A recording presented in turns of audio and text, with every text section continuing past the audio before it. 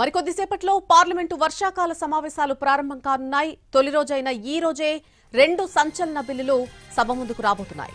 Supreme court న్యాయమూర్తుల సంఖ్య పెంపు బిల్లును ప్రవేశపెట్టనుంది కేంద్రం.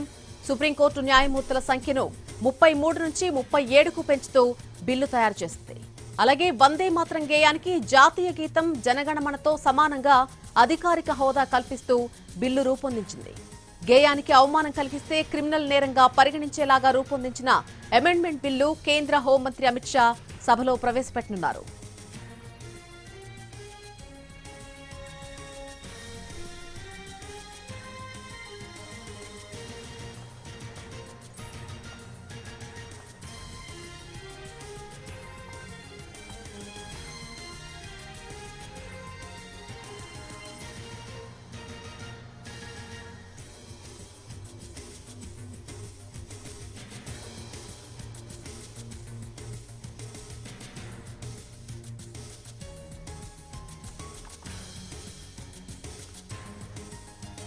మరికొద్దిసేపట్లోనే పార్లమెంటు వర్షాకాల సమావేశాలు ప్రారంభం కాబోతున్నాయి. తొలి రోజైనటువంటి ఈ రోజు 2 సంచలన బిల్లులు సభ ముందుకు రాబోతున్నాయి.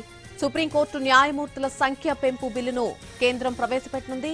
అలాగే సుప్రీంకోర్టు న్యాయమూర్తుల సంఖ్యను 33 నుంచి 37కు పెంచుతూ ఒక బిల్లు తయారు చేసింది. ఇక వందే మాతరం గేయానికి జాతీయ గీతం జనగణమనతో సమానంగా అధికారిక హోదా కల్పిస్తూ బిల్లు రూపొందించింది.